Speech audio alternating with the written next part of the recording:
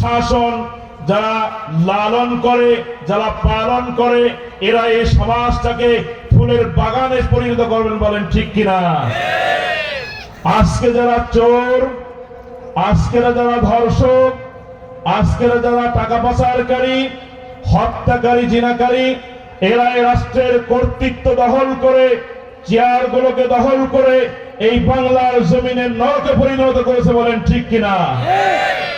আমরা তারুণ্যকে সামনে নিয়ে এই নরক থেকে আমাদের এই বাংলার জমিনকে, পুরা বাংলাদেশকে আমরা জান্নাতের জমিন তৈরি করব, বলেন ঠিক কিনা? আপনারা পারবেন ইনশাআল্লাহ? পারবেন ইনশাআল্লাহ?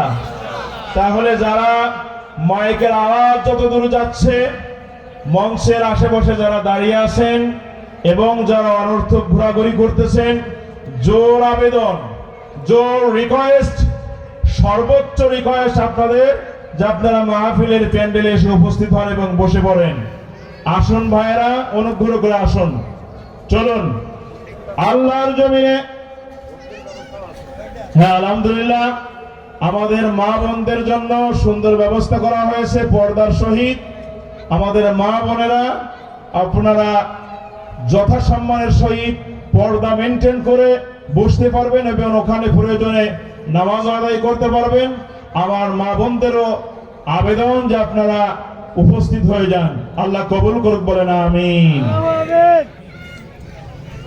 পবিত্র কোরআনুল কারীম সূরা বানী ইসরাঈল